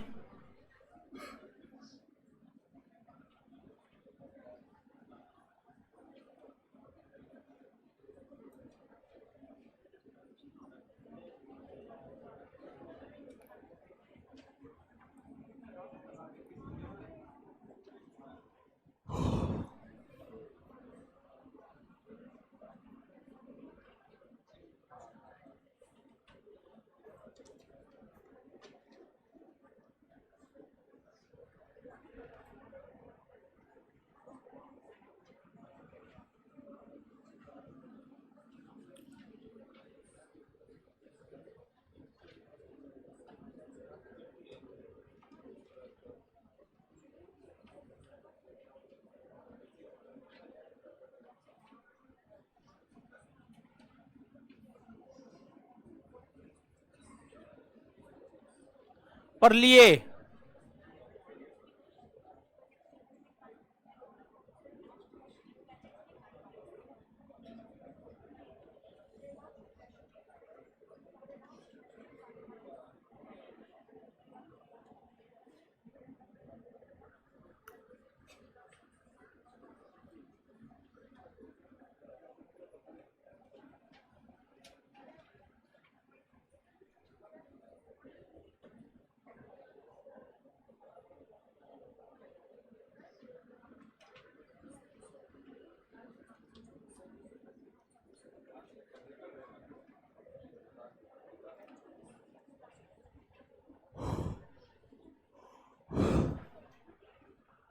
पढ़े हो? पढ़ लिए? अच्छा, पढ़े हैं कि फांकी मारे हैं? पढ़ने वाला पढ़िए रहा, आप फांकी मार दिए हैं।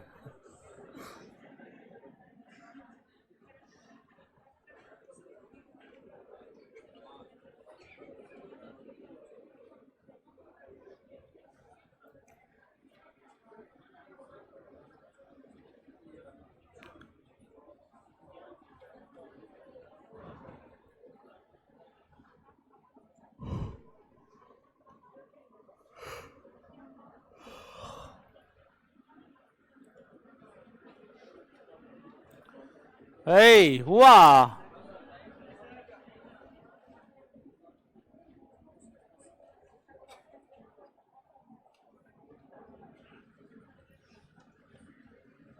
लगता आज हो जाएगा पूरा।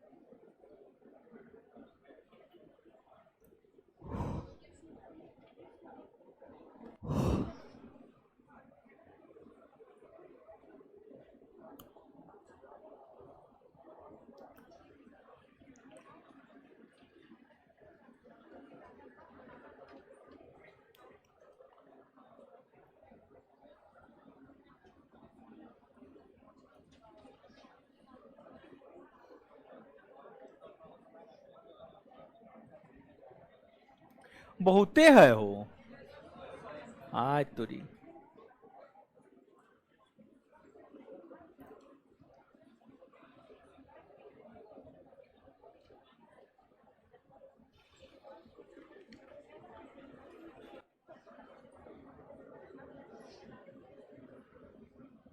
उधर देखिए बतिया रही, आप बतिया रहे हैं कि पढ़ रहे हैं? पढ़ लिए हो?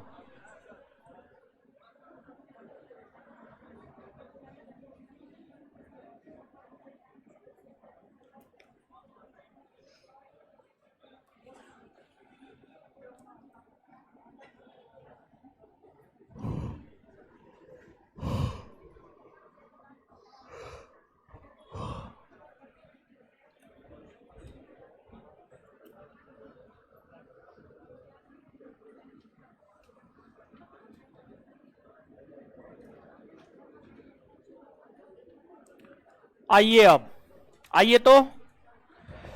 लड़का लोग का कंप्लेन आया है, हो आप लोग, लड़का लोग सही में छिछोड़े रह जाएगा, समझे? मतलब ग्रेजुएट हो गए हैं और टेलीग्राम पर जो है लड़की का नंबर देख के, लड़की का फोटो देख के मैसेज कर देते, करते रहते हैं आप लोग हैं। क्या ये सब चीज से क्या मिलने वाला है? कुछ मिलने वाला है? समझिए, बड़ी अजीब है आप लोग का, समझे? आप कहिए ना, आपको कितना लड़की चाहिए, कैसी लड़की चाहिए, समझे? मतलब कुछ भी करना शुरू कर देते हैं।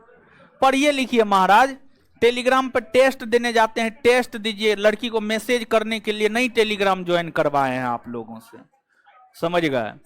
और इसके बाद अगर कंप्लेन आया तो हम नंबर ले करके एफआईआर करवा देंगे, समझ गए? आपको मालूम है कि लड़की को गलत नजर से देखना भी अपराध है, उसमें भी आपको जो है जुर्माना और 2 साल का सजा हो सकता है, समझे? मैसेज करना तो बहुत बड़ी बात है अपने आप में।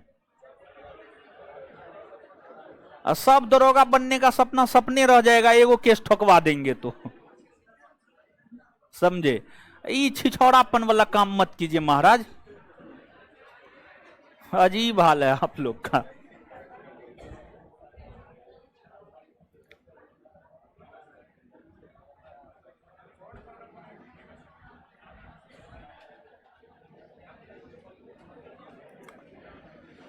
आइएगा,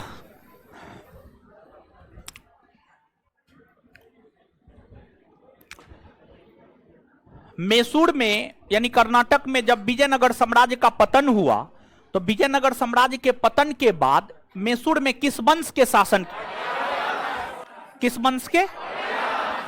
वडियार वंश के शासक कृष्णराज के वित्त मंत्री कौन थे? सेनापति कौन थे? किसकी सेवा में हैदर अली शामिल हुआ? किसकी सेवा में? और हैदर अली बाद में जाकर नंदराज और देवराज को पराजित कर अपने आप को मैसूर का शासक घोषित किया, हाँ या ना? तो मैसूर में स्वतंत्र राज्य की स्थापना किसने की है? हैदर अली का उत्तराधिकारी कौन बना? टीपू। टीपू। अच्छा, हैदर अली का जन्म कब हुआ है? कहां हुआ है? इसका सलाहकार, सलाहकार अंग्रेजों को पराजित करने वाला प्रथम भारतीय शासक हैदर। जो मैसूर के शासक थे वे अंग्रेजों के साथ थे या फ्रांसीसियों के साथ? किसके साथ? डिंडीगुल तमिलनाडु का एक नगर है जहां पर सरकारी शस्त्रागार हैदर अली ने स्थापित किया था। डिंडीगुल क्या है? तमिलनाडु का एक नगर। डिंडीगुल क्या है? डिंडीगुल क्या है? तमिलनाडु का एक नगर। डिंडीगुल क्या है? तमिलनाडु का एक नगर। वहां पर शस्त्रागार की स्थापना किसने की? हैदर अली। किसने की? किसकी मदद से? फ्रांसीसियों की मदद से। किसकी मदद से? तो डिंडीगुल में डिंडीगुल में शस्त्रागार का निर्माण किसने किया? किस कंपनी के मदद से? प्रथम आंग्ल मैसूर युद्ध कब हुए हैं? इसमें किसकी जीत हुई है? इस समय अंग्रेज गवर्नर जनरल। अच्छा, प्रथम आंग्ल मैसूर युद्ध की समाप्ति कौन संधि के तहत? मद्रास की संधि। मद्रास की संधि का उल्लंघन ही किस आंग्ल मैसूर युद्ध का तत्कालीन? द्वितीय आंग्ल मैसूर युद्ध। द्वितीय आंग्ल मैसूर युद्ध कब से कब? द्वितीय आंग्ल मैसूर युद्ध की समाप्ति किस संधि के तहत? किस संधि के तहत? इस समय बंगाल के गवर्नर जनरल वारेन हेस्टिंग्स। इस समय बंगाल के गवर्नर जनरल वारेन हेस्टिंग्स। द्वितीय आंग्ल मैसूर युद्ध के दौरान कौन सा युद्ध हुआ? पोर्टो नोवा का युद्ध। पोर्टो नोवा के युद्ध में हैदर अली को किसने पराजित किया? सर आयर कुट ने। सर आयर। पोर्टो नोवा के युद्ध में हैदर अली को किसने पराजित किया? सर आयर कुट ने। सर आयर कुट ने पराजित किया। और किस युद्ध के दौरान हैदर अली मारा गया? किस युद्ध के दौरान हैदर अली मारा गया?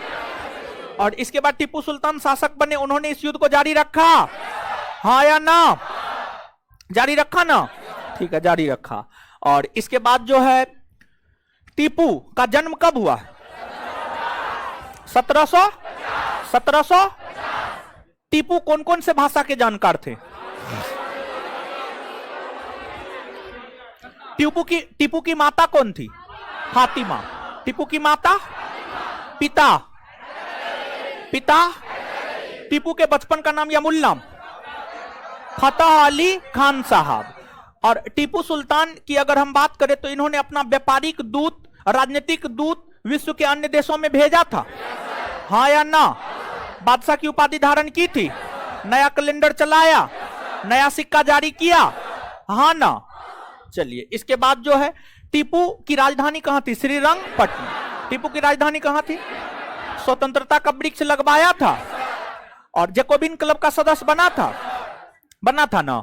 और टीपू के शासनकाल के दौरान तृतीय आंग्ल मैसूर युद्ध कब से कब? 1790 से। इसमें एक तरफ टीपू था और दूसरे तरफ कौन कौन था? इसमें टीपू की हार हुई। इस युद्ध की समाप्ति किस संधि के तहत? कब हुई है यह संधि? इस समय बंगाल के गवर्नर जनरल लॉर्ड कॉर्न। किसने कहा है मैंने अपने मित्र को शक्तिशाली बनाए बगैर अपने शत्रु को पंगु बना दिया? कॉर्न। कौन कहा करता था भेड़ की तरह लंबी जिंदगी जीने से बेहतर है एक दिन ही जिए मगर शेर की तरह जिए? कौन कहा करता था? शेरे मैसूर के उपनाम से किसे जाना जाता है? युद्ध में रॉकेट का प्रयोग किसने किया? टीपू सुल्तान ने। और इसके बाद चतुर्थ आंग्ल मैसूर युद्ध कब हुए? चतुर्थ आंग्ल मैसूर युद्ध के दौरान टीपू सुल्तान मारे गए ना? और फिर टीपू सुल्तान के शासन की समाप्ति हो गई, और फिर मैसूर को सहायक संधि के तहत 1799 ईस्वी में कृष्णराज द्वितीय से हस्ताक्षर करवा करके जो है अंग्रेजी साम्राज्य में मिला लिया गया। बात क्लियर है? चलिए दीजिए होमवर्क सब पूछते हैं।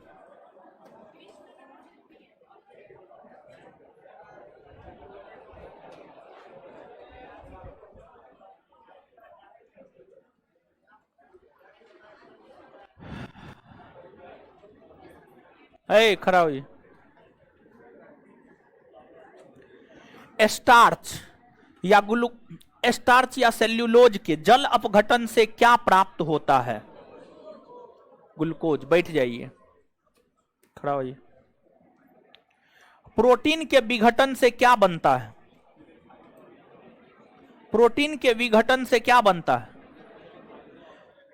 एमिनो अम्ल। खड़ा हो जाइए।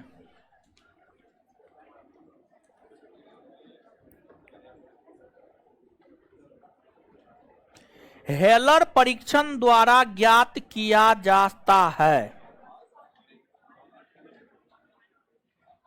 हेलर परीक्षण द्वारा क्या ज्ञात किया जाता है? ऑप्शन ना है, उधर खड़ा होइए। हाँ, ग्लाइकोजेन किसका बहुलक है? ग्लाइकोजेन किसका बहुलक है? ग्लूकोज का। बैठ जाइए।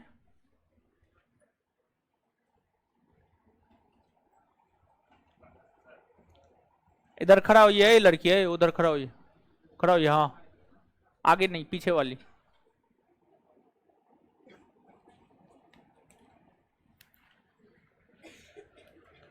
किसके अवशोषण में विटामिन सी मदद करता है? लोहा, सोडियम, आयोडीन, कैल्शियम। किसके अवशोषण में विटामिन सी मदद करता है? सब लोहा बोला तो लोहा। सूरज पश्चिम में उगता है, सबका सुन करके पश्चिम में उगता है। मारेंगे एक झापर मुंह लाल हो जाएगा। खड़ा होइए टकलू, खड़ा होइए। हाँ,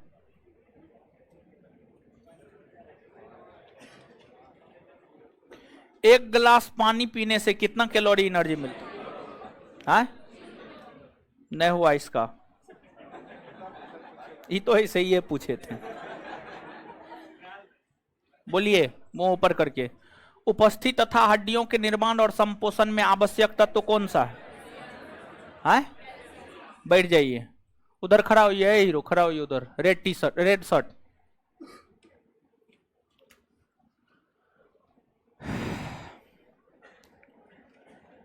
नवजात बच्चों के लिए आदर्श भोजन है? ये तो ऐसे है। B6 के कमी से कौन सा रोग होता है? B6 के कमी से पुरुष में कौन सा रोग होता है? अरक्तता। हाँ, तो खड़ा रहिए ना। खड़ा होइए, इधर टकलू खड़ा होइए, खड़ा होइए। हाँ,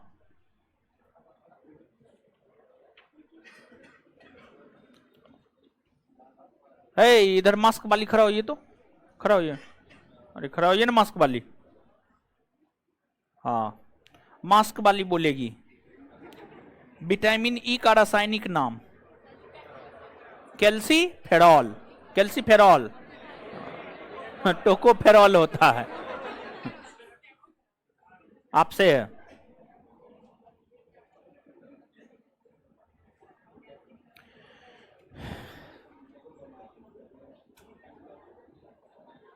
जैविक सिस्टम में रासायनिक क्रिया की प्रक्रिया को तेज करने में उत्तरदायी पदार्थ कौन है? जैविक सिस्टम में रासायनिक क्रिया की प्रक्रिया को तेज करने में उत्तरदायी पदार्थ? प्रोटीन। हाँ, प्रोटीन, एंजाइम। चलिए 7 नंबर हो गया है। ऐसे मत पढ़िए, कोई दिक्कत नहीं, पढ़ने से कुछ होता है? कुछ नहीं होता। आज तक किसी का कुछ नहीं हुआ है, आपका कैसे कुछ हो जाएगा? समझे? एकदम नहीं पढ़ा लिखा कीजिए, बैठ जाइए। Chapter number 8।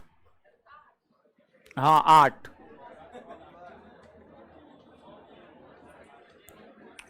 खड़ा होइए, खड़ा होइए। क्या था जी? जैन भी तो नहीं है, पूछे थे।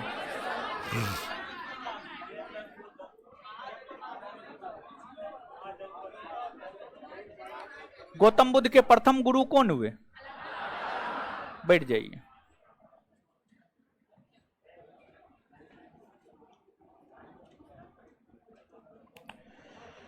भारत में उपासना की जाने वाली प्रथम मूर्ति किसकी है?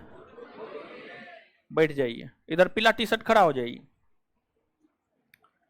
चतुर्थ बौद्ध सम्मेलन कहां हुआ? आए? कश्मीर के कुंडल वन में। बैठ जाइए। उधर खड़ा हो जाइए, व्हाइट टी शर्ट। हाँ,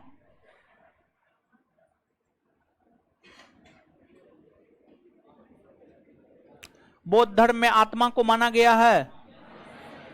नहीं माना गया, नहीं माना गया। अब तो हम बोल दिए।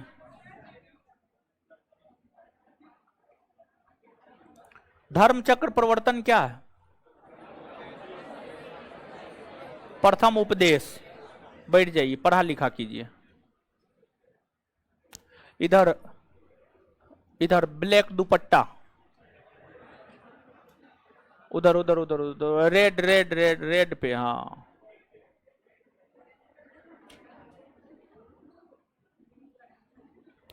कंबोज की राजधानी?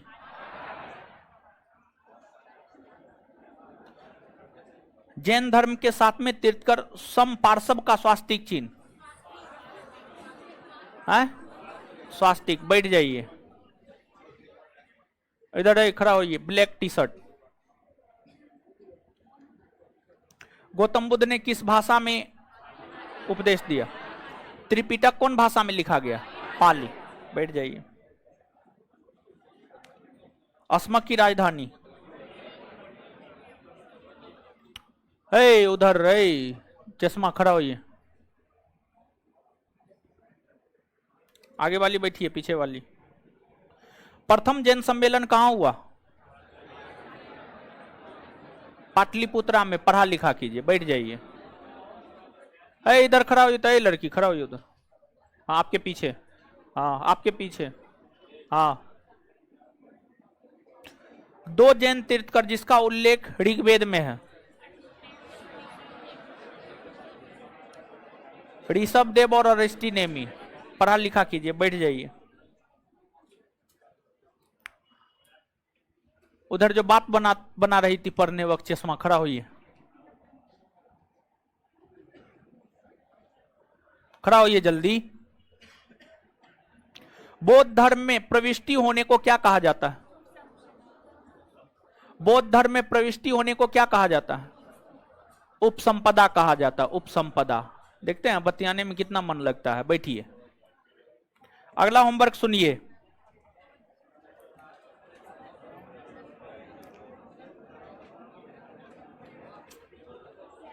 शैव धर्म करके आइएगा, शैव धर्म करके आइएगा। लुसेंट से शैव धर्म इतिहास में दीजिए।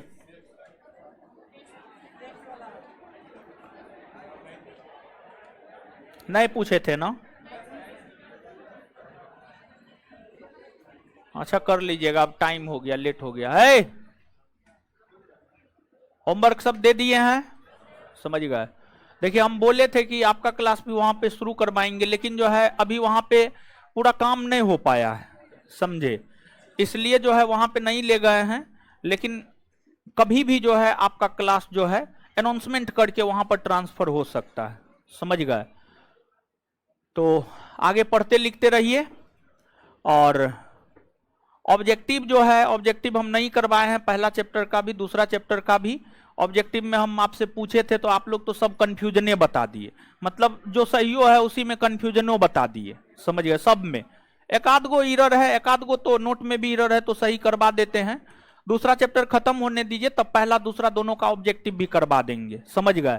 तो करवाने में टाइम लगता है, टाइम लगेगा, समझ गए? टाइम लगेगा। और बात है कि 3 दिन ही क्लास होता है और 2-2 सब्जेक्ट लेकर के चल रहे हैं। लग रहा, आप लोग को लग रहा होगा थोड़ा टाइम ज्यादा लग रहा है। टाइम ज्यादा लग रहा है उसके पीछे कारण है न कि मेरा तो 2 ही न 3 दिन न क्लास होता है, समझ गए? तो ऑब्जेक्टिव में भी टिक मरवा देंगे, और क्या कर सकते हैं, जब आप लोग का मर्जी ही यही है तो मरवा देंगे टिक, ऑब्जेक्टिव भी करवा देंगे। ठीक है, तो अब दूसरा चैप्टर खत्म करने दीजिए, और उसके बाद जो है पहला दूसरा करवा देंगे, फिर हर चैप्टर पढ़ाते जाएंगे, ऑब्जेक्टिव भी करवाते जाएंगे। समझ गए? तो करवा देंगे ऑब्जेक्टिव। ठीक है, हमको निकलने दीजिए तब निकलिएगा, हमको निकलने दीजिए तब निकलिएगा।